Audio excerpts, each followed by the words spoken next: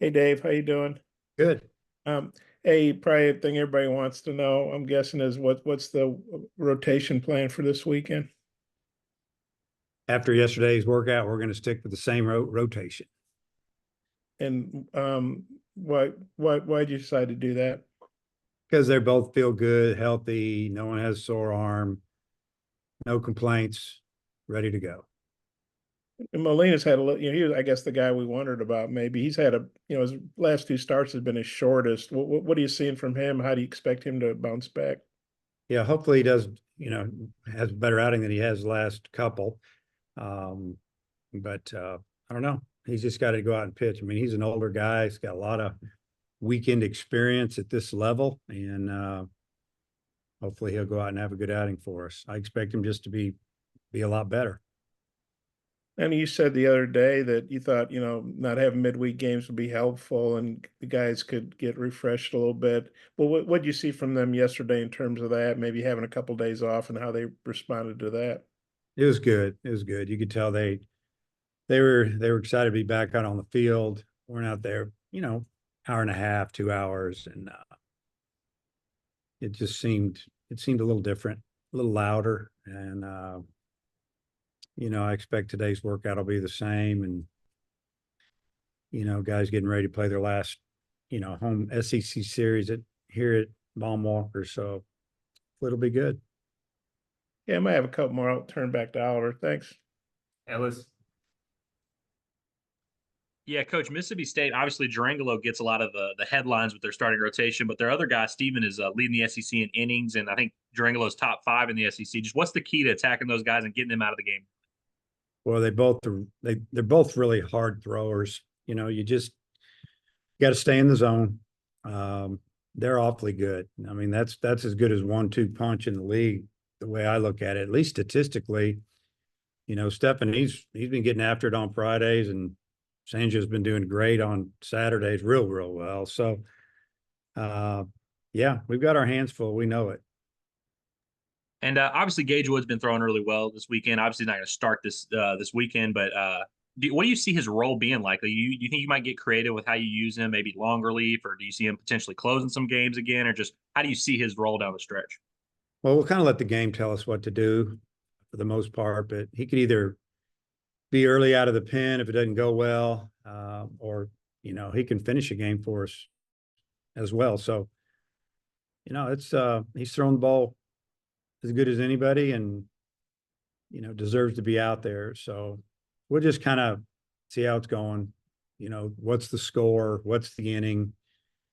Are we up? Are we down? And we want to, where we're at. I mean, we know what he can do, but we'll see how we're playing and the feel of the game before we make a decision whether we're going to get him going or not. Alyssa.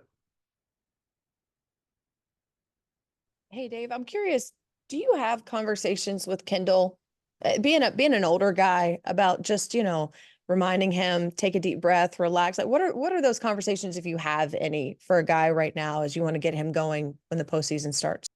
Yeah, we've talked with Kendall a lot. The biggest issue is that he's hurt. I mean, he hurt himself sliding head first on a field that had a little too much water on it in the first inning, and he stuck basically, and he hurt his left shoulder, non-throwing arm, and didn't really say a whole lot about it. Although we were really worried about it when it happened, because I've seen that a dozen times, and usually something happens, usually a tear, and he pops out, pops in, but when he hit the wall the other day in the first inning against Kentucky in game 3, when the ball went off the top of the wall and bounced out, he fell down. It's bothered him again. So we're not sure if he's going to start tomorrow or not, but the pain's starting to go away, and then he hits the wall again. And, so he's dealing with that. And I just want him to be upfront with me and tell me that he's pain free, or I don't want to play him. That's my thing. I just want him to, not have any mental, I don't know, something lurking in there thinking, I can't swing at that pitch, I can't hit that pitch, and that's why I'm not hitting that pitch. I'd rather play somebody else. So As of yesterday in our workout, he didn't swing. I had him doing some other things, played defense, and he's going to swing today. He said it's feeling a lot better. So, but Coach Thompson's talked with him, Bobby's talked with him. I've talked with him. He had a really good game on Friday at Kentucky, drove in 4 runs, double, single.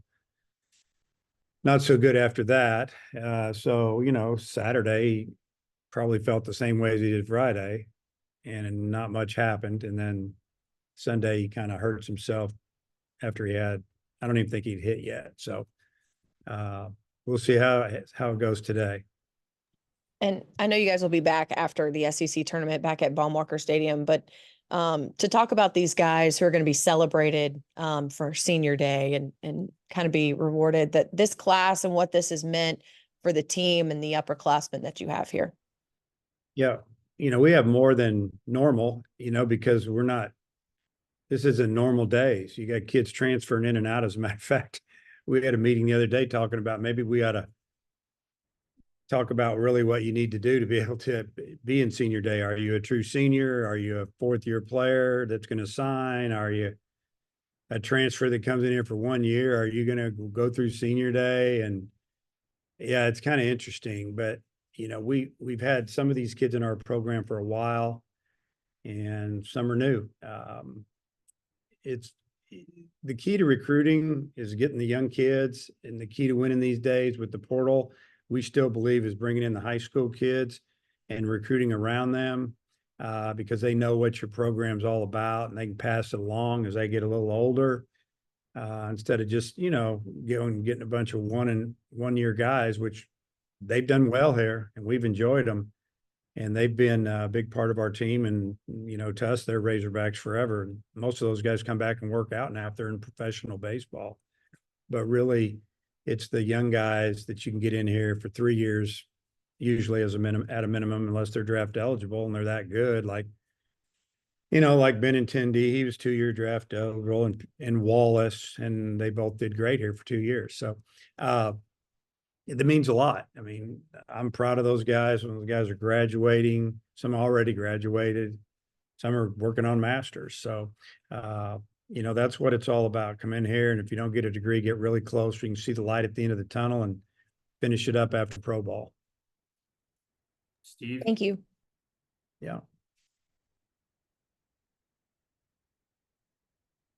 Steve, you got there?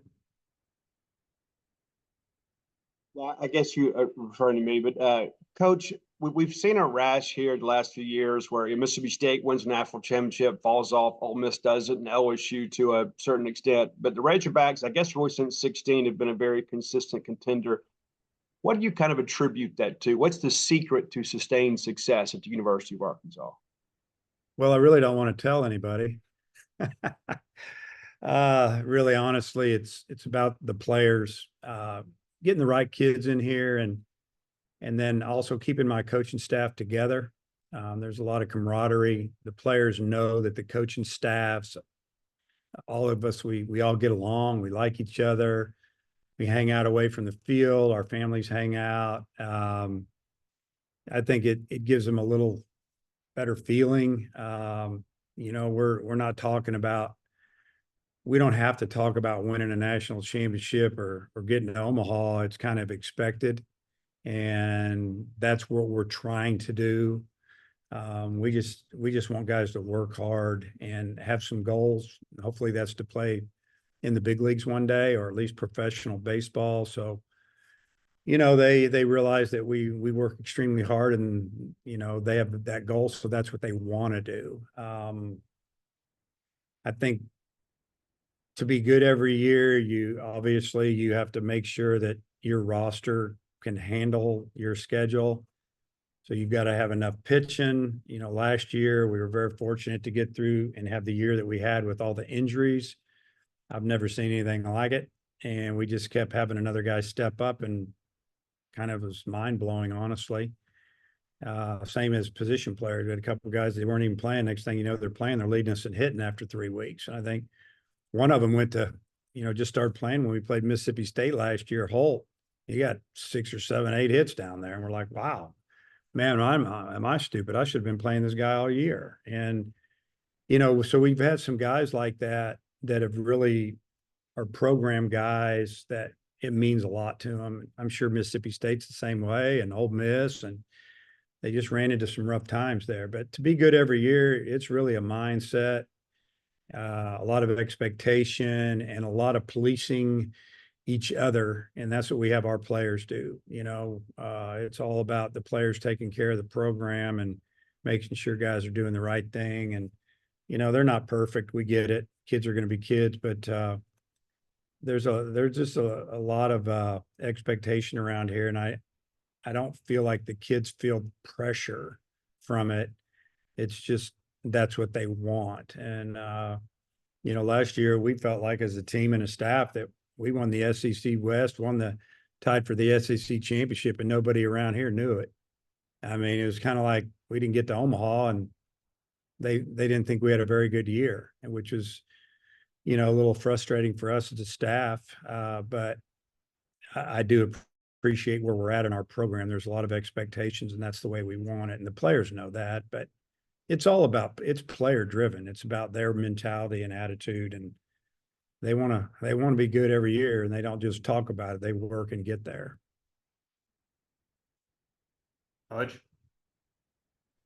Dave, on Monday, you said Fisher was going in for surgery. You didn't know quite what it was going to be. Do you have an update on how that went? It's on the good side. He should be ready for next season.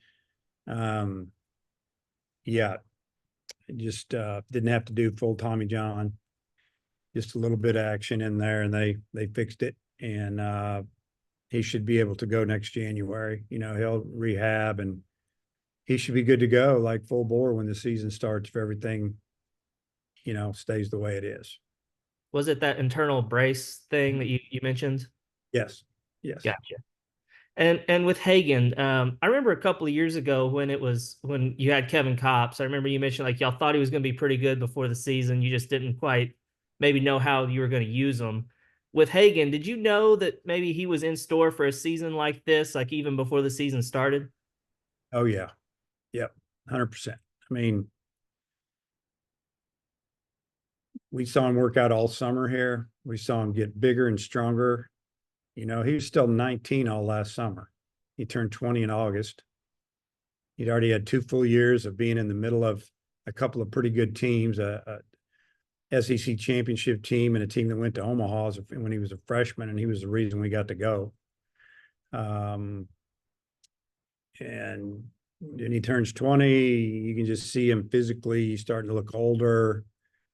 We're watching his bullpens going, wow, this is incredible. And then we didn't let him pitch much. You know, his first outing, he throws 1 inning, and at the end of September, we let him throw 1 inning, and he struck out the side on like 12 pitches. And it wasn't even competitive. And we're going, holy cow. And he was supposed to pitch the next Friday, and all the scouts were going to come in, and there was a few there. And I told him after he threw, I went in and saw Coach Hobbs, and I said, I don't want him to pitch anymore this spring or this fall. And then we went and told him, and he wasn't real happy. We're like, what are you pitching for? You don't need to pitch. You need to get ready for just get ready for the spring. And, you know, the scouts will figure it out in the spring. So we knew he was going to have a big year. Do we know that he was going to do what he's doing? We thought it was in there because I've been doing it a long time, and I've had some really good pitchers, and I've never had a better one. Jackson? Hey, Dave, sorry, I missed the first couple of minutes. So I apologize if this was already asked, but you gave the guys a couple of days off. You talked a little bit about maybe being tired. I mean, could you sense any, you know, a little bit of added juice, some added energy in the practices that you've had since Kentucky?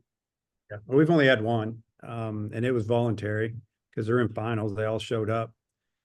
Shorts and T-shirts on the field, beautiful day. It was great. They had a great attitude. We'll have our second one today, and then we'll play tomorrow. So weekend's going to be amazing weather here, which is so good to see after the 4 or 5 storms that have rolled through here in the last few weeks. Yeah, it's the end of the season. School's just about out. Most of them are finishing their finals today. It should be the time of their life. I mean, this is what they want to do: play baseball, not go to school. And Hudson White's good weekend. It felt like he's been kind of building to that breakout. What's kind of changed for him? If there's anything you can point to, is it a mentality thing? Anything physically at the plate? Probably all of above. I mean, mentality, feeling good. He's a good hitter. I just feel like that, there's been some adjustments made. There's been a lot of things suggested and worked on, but a lot of times older hitters, they just revert back in the game. It's what they're used to doing. It's used to, whether it's the way they have their feet placed or their hands up, down, or whatever. And I just think he's slowly made some adjustments that are starting to feel more comfortable to him. And he's been hitting the ball hard. I mean, he had a good weekend at Kentucky. He was one of the few guys. So, we need his bat. You think about him at the beginning of the year. I didn't have Stovall. I was hitting him leadoff. I had a catcher leading off, and I hit him in the 2-hole. And now he was all the way down to the 8-hole. So he could hit higher than that, and he may this weekend. But he's trying to stretch that lineup a little bit. But he's definitely made some adjustments, and I think he's physically feeling really good, and mentally he's probably more confident than he's been all year. Tom. Hey, Dave, the flip side of Steve's question is, so Mississippi State won it in 21, and then they had a couple of 9 and 21s in conference, and now bounced back. What do you see from them this year? Maybe a little different than the last couple. Well, I don't know, their program inside and out as far as age over the last couple of years. Sometimes the national championship hangover, just, you can't get over it, and it's just something that it's just the way it is. But, I think it starts on the mound. They have at least two starters that give them a chance to win every weekend, win a series, get ahead in the series, find a way to win one of the next two. I mean, if Friday that doesn't go good, Saturday they got another dude out there that can get you out. And, with both of them have plus stuff and, high draft choice stuff. So that's probably the start. I mean, they really field, they're kind of like us. If you look at their numbers as far as defensively, our numbers are about the same. They don't give you a whole lot. And that would probably, with me not looking at statistics, I don't know what they fielded in 23 or 2, but that's, you're talking about pitching and defense. That means you're probably going to be in the game, and they know how to win. I mean, that's a great program. And, fan base is amazing. There's a lot of expectation there. And I just think that, if I look at all the teams in the SEC right now, I think all the coaches would say the two teams you don't want to play are Mississippi State and Texas A&M. Those would be in the top 3 or 4, and we play both of them. And that's just the way it is. So, a few weeks ago, they probably said you didn't want to play Arkansas. Now they're probably saying, yeah, Arkansas, they're just kind of getting by. They got their wins, and, they don't score enough runs. And once you get past Hagen, you're in good shape. I mean, I can, hey, it is what it is. Don't hide it. That's what I talk to our guys about. So, but yeah, Mississippi State's going to be a major challenge for us. And I don't know why that happens. I mean, Ole Miss the same way, and Mike and I are pretty good friends, and he shakes his head about it. And, really comes down, the players, they're the ones when it's all said and done, they're the ones that either do it or they don't. And, they should get the credit when they do it. And that's the way we feel. I get your analysis. Hey, I vaguely remember Kendall's slide several weeks back. Where was that? It was against McNeese State. I think it was in game 3, like the last game before we getting ready to play conference the next weekend. And I think it was early in the game, and probably gave him the steal sign. The guy was slow to the plate or something, and he slid head first and kind of didn't slide real good, because in the first inning it was just a little wet there. And we've had that injury a lot. Goodhart had it. It's not to that. I mean, his was really bad, but it was. And I mean, I go back as far as my second year with Danny Hamlin, his shoulder, then it just started popping out all the time. And so, Kendall's is not quite as bad, but it's still annoying. And yeah, that's when it happened. All right, Bob, you're the closer. Hey, Dave, you haven't talked a lot about Mississippi State's offense. I know Dakota Jordan, he's got monster numbers. I think as a team they're batting about 286 or something. What do you think about him specifically? He's got really good power numbers and just their offense overall. Yeah, he's got like 55, 60 RBIs, 16 home runs. He'll strike out a little bit, but he'll also hit a lot of balls hard. When he hits it, watch out. I mean, he's a big guy, takes up the whole batter's box, and I mean, he's still hitting almost 370, and he's a tough one. I mean, you got Hunter Hines that can hit him as far as anybody in the league from the other side of the plate, and you got some run scorers mixed in there. They got a few guys that can run. They've stole like 55, 60 bases, only been thrown out like 10 times or something. So I'm sure they just kind of take what you give them. And if you don't hold them, they're going to go. If you make a mistake, they can hit it over your head. That's what I'm saying. They're a dangerous team. They're very talented, and it seems like they're playing their best baseball the last month.